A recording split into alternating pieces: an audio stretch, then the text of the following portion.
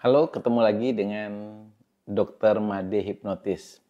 Ada satu pertanyaan, Dok, kenapa ya kalau saya punya penyakit asam lambung, awalnya dikonsultasikan ke dokter penyakit dalam. Tapi karena tidak sembuh-sembuh, akhirnya saya sekarang dirujuk ke poli jiwa. Kenapa ya dok ya? Padahal saya kan tidak mengalami gangguan kejiwaan. Nah teman-teman, biasanya kan kita harus tahu dulu penyebab daripada sakit mah atau yang kita sebut penyakit asam lambung, biasanya penyebabnya banyak faktor. Pertama, gangguan hormonal.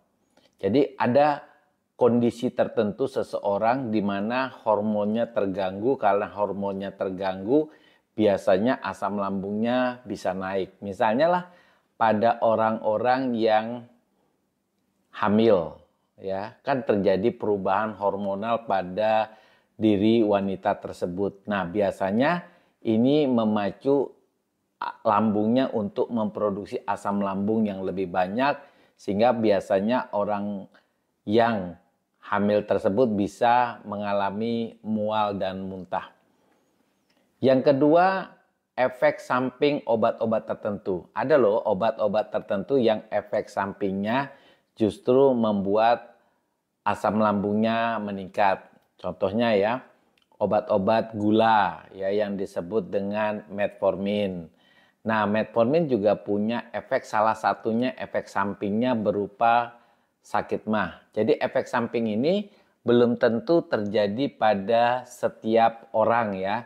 Namanya efek samping. Jadi dia terjadi pada seseorang yang mungkin karena suatu sebab jadi efek sampingnya keluar. Artinya dia tidak cocok dengan menggunakan obat tersebut.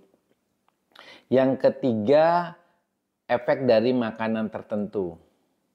Ada orang yang ketika dia makan makanan tertentu, maka asam lambungnya bisa meningkat. Contohnya ya, ada orang yang makan buah durian, asam lambungnya naik. Ada yang minum kopi, asam lambungnya naik. Atau makanan cabai, pedas, asam lambungnya naik. Nah sebenarnya kenapa pada orang-orang tertentu makanan tertentu bisa kuat, tapi pada orang tertentu asam lambungnya bisa naik. Sebenarnya itu lebih ditentukan oleh pikiran orang seseorang ya. Misalnya orang itu memiliki suatu keyakinan bahwa kalau dia minum kopi, makan cabai, atau makan buah tertentu seperti durian, maka penyakit asam lambungnya kumat.